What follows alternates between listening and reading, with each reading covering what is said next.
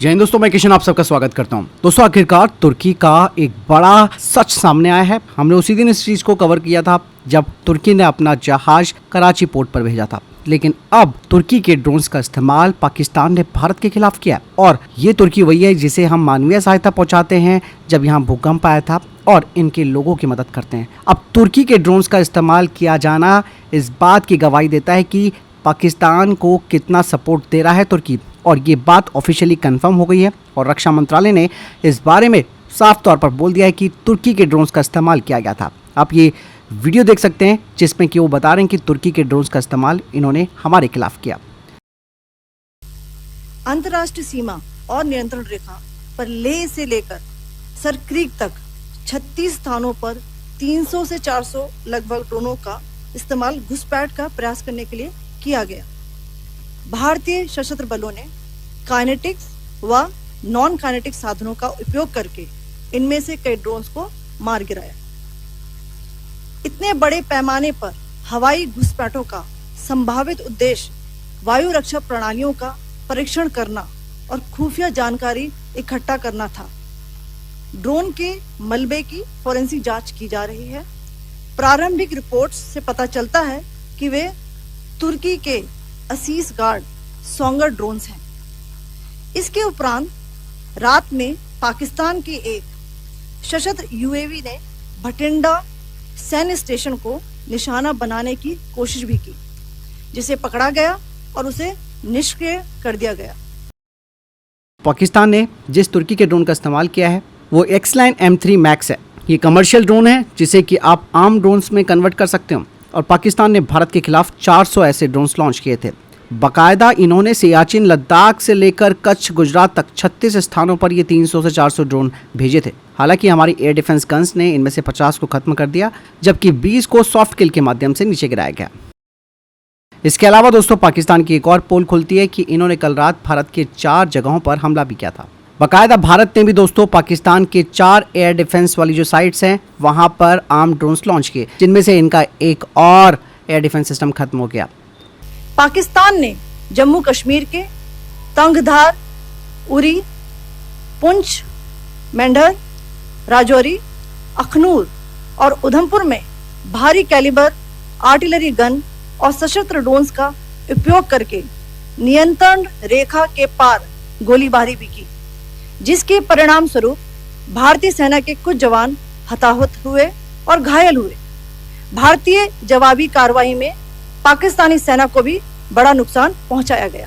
यही नहीं दोस्तों, पाकिस्तान अपनी कौम का भी सगा नहीं है। बाकायदा पाकिस्तान ने अपने सिविल एयर स्पेस को बंद नहीं किया है।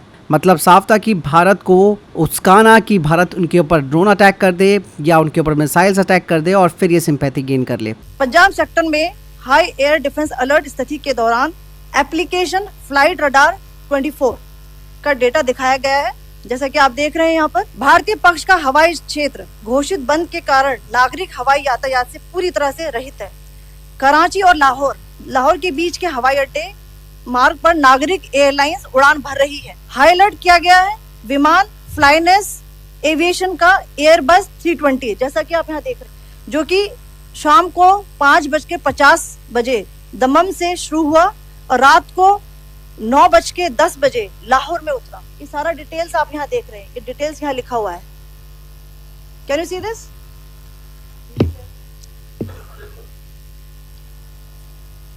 भारतीय वायुसेना ने अपनी प्रतिक्रिया में काफी संयम दिखाया और इस प्रकार अंतरराष्ट्रीय नागरिक विमान सेवा की सुरक्षा सुनिश्चित की। धन्यवाद। जय हिंद। चाइना का भी नकाब उतरने लगा है। पंजाब के होशियारपुर में एक बार फिर से PL-15 BB-RAM पाई गई है, जिसका अब DRDO एनालिसिस करेगा। और दोस्तों, यहाँ पर सबसे खास बात यह है कि इस एनालिसिस से जो डेटा निकलेगा वो हमारे लिए ही नहीं है इम्पोर्टेंट, बल्कि America, south Korea, even Japan के लिए भी है। और PL-15 अगर उन्होंने हमारे पे दागी है जिसका मलबा मिला है तो आप साफ तौर पर समझिए कि J-10C फाइटर जेट का इस्तेमाल इन्होंने हमारे खिलाफ किया था। और ये मिसाइल भारत पाकिस्तान बॉर्डर से 100 किलोमीटर दूर बरामद की गई, जिसमें कि इसका एक propulsion system, ice radar Sikar और डेटा लिंक जैसे महत्वपूर्ण कंपोनेंट्स देखे जा रहे हैं। लेकिन ये मिसाइलें फेल हो गई। अब ये चाइना के लिए दोस्तों बड़ी टेंशन हो जाएगी। उसे एक बड़ा झटका लगेगा कि अगर ये डेटा उसके दुश्मनों के पास पहुंच गया तो फिर तो चाइना को एक बड़ा तगड़ा झटका तो लगेगा ही। यानी कि पाकिस्तान ने अपने साथ चाइना को भी नंगा कर दिया है। कल दोस्तों पाकिस्तान ने जब ड्रोन से पंजाब और जम्मू में जो हमारे मिलिट्री बेसिस हैं उन्हें निशाना बना रहा था, इन ड्रोन हमलों का भारतीय वायुसेना ने मुकाबला किया और फिर बठिंडा की एक दरगाह के पास S-125 Pechora surface to air missile की कुछ डिब्रीज पाई गई। मतलब साफ है कि भारत ने इस सैम का इस्तेमाल लो मीडियम एल्टीट्यूड डिफेंस के लिए किया था, जो कि स्वार्म ड्रोन्स को रोक सकता है। यहाँ पर दोस्तों S-400 को लेकर एक बड़ी चर्चाएं चल रही हैं, क्योंकि S-400 ने भारत को एक मजबूत सुरक्षा ढाल दे रखी है।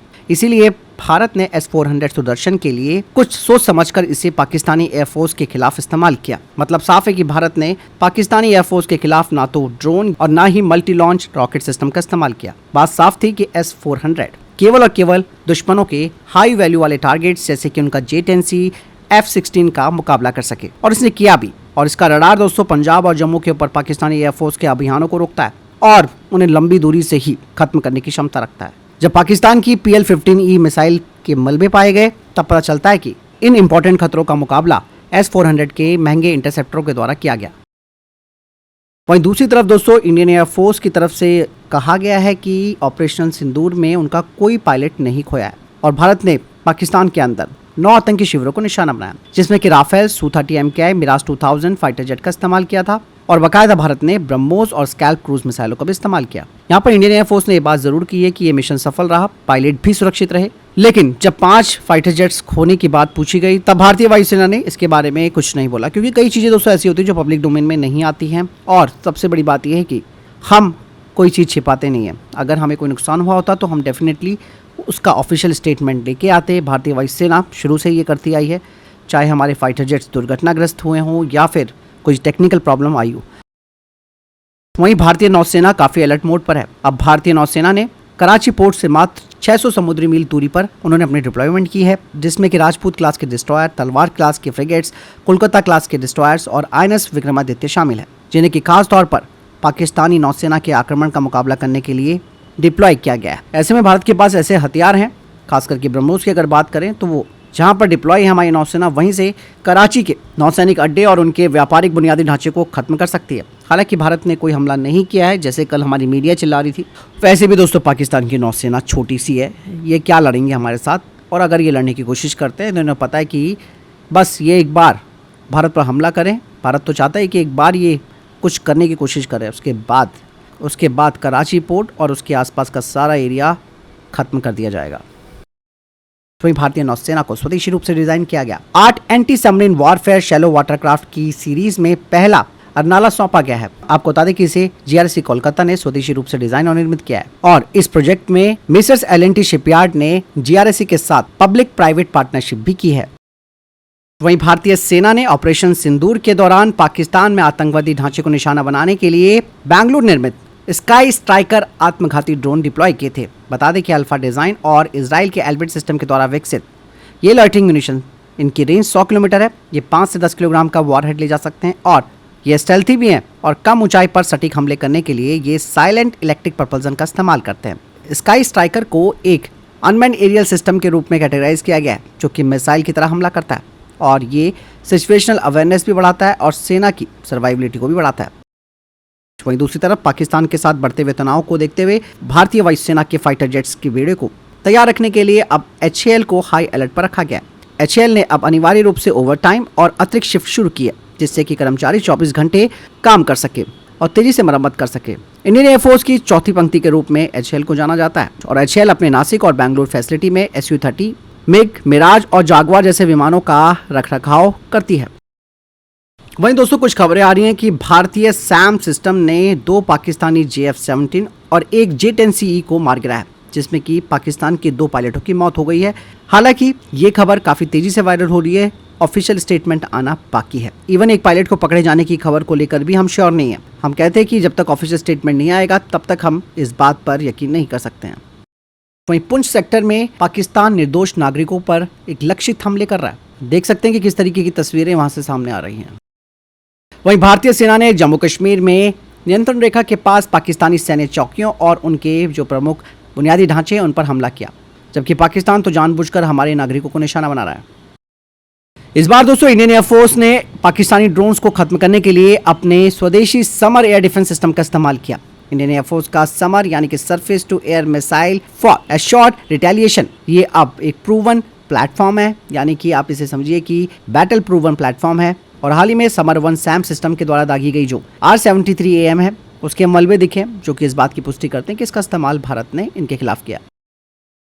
वहीं दोस्तों BSF ने भी पाकिस्तानियों के ऊपर कहर बरपाना शुरू कर दिया है। BSF ने कहा कि उसने ढांडर के बाद पाकिस्तानी रेंजर्स को भारी नुकसान पहुंचाया है और 7 आतंकियों को मार गिराया है।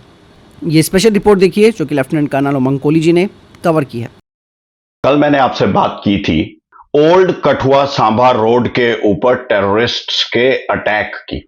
कल लगभग 7 साढ़े 7 बजे के करीब पाकिस्तानी रेंजर्स ने MMG से फायर किया ओल्ड कठुआ सांभा रोड में मोर टुवर्ड्स सांभा। इस फायर के अंदर उन्होंने पहले इन्फिल्ट्रेट करने की कोशिश की जैश-ए मोहम्मद के 7 टेररिस्ट्स को। जब वो कामयाब नहीं हुए, वो मोटर फायर को लेके आए, आर्टिलरी फायर को लेके आए, ड्रोन्स को लेके आए, ताकि किसी भी तरह से पूरे के पूरे एडमिनिस्ट्रेशन का और BSF का ध्यान जो है इस फायरिंग की तरफ चले जाए और टेररिस्ट जो है वो इन्फिल्ट्रेट करके अंदर आ जाएं। हाउएवर हमारे सतर्क BSF की फोर्सेस ने बहुत धमाकेदार और इफेक्टिव फायर किया। न केवल रेंजर्स की पोस्ट को पूरी तरह से डिस्ट्रॉय कर दिया, पर सातों के सातों जैश-ए मोहम्मद के टेररिस्ट्स को मार गिराया। वहीं दोस्तों दसॉल्ट एविएशन भारत के साथ राफेल का सोर्स कोड साझा करने से मना कर रहा है। हालांकि वो शुरुआत में तो भारत की अस्त्र BWRAM और रुद्रम मिसाइलों को लगाने के लिए तो एग्री हुआ, लेकिन वो भी भारतीय वायुसेना के राफेल फाइटर जेट में, जबकि नौसेना के राफेल M वेरिएंट में वो इन्हें इंटीग्रेट करने में बड़ी प्रॉब्लम खड़ी कर रहा है। दरअसल भारत को थेल्स RB रडार और मॉड्यूलर मिशन कंप्यूटर के लिए सोर्स कोड की जरूरत है ताकि भारत अपने स्वदेशी हथियार इसमें इंटीग्रेट कर सके। लेकिन दोस्तों यहाँ पर दसॉल्ट और MBDA इन्हें इस बात की टेंशन हो गई है कि भारत के जो हथियार हैं वो काफ़ी कॉस्ट इफेक्टिव हैं, यानी कि सस्ते हैं। इससे उन्हें आगे की मार्केट में काफ़ी बड़ा खतरा हो सकता है। मतलब साफ है कि उनके हथियारों पर लोग ज़्यादा पैसा खर्च नहीं करेंगे, बल्कि भारत से सस्ते हथियार लेंगे। क्योंकि दोस्तों भारत ने जो अपने स्वदेशी हथियार बनाए हैं उसे अब ग्रीस जैसे जो राफेल ऑपरेटर है वो खरीदने की बात कर रहे हैं। तो इसीलिए यहाँ पर इंटेलेक्चुअल प्रॉपर्टी राइट का हवाला दिया है फ्रांसीसियों ने कि भाई कि ये हमारा अगर चोरी हो गया तो फिर हमारे भी दिक्कत हो जाएगी। वहीं पाकिस्तान भारतीय नागरिकों को निशाना बनाने के लिए रावलकोट हवाई अड्डे से SH-15 हाविजर्स को दाग रहा है। हालांकि दोस्तों भारत को अब इन्हें भी खत्म करने के लिए अपने नागास्त्रों को लॉन्च करना चाहिए। दोस्तों पाकिस्तान के अंदर एक मिसाइल का मलबा मिला है जो कि भारतीय वायुसेना के S-400 एयर डिफेंस सिस्टम की 40N6E सैम मिसाइल है।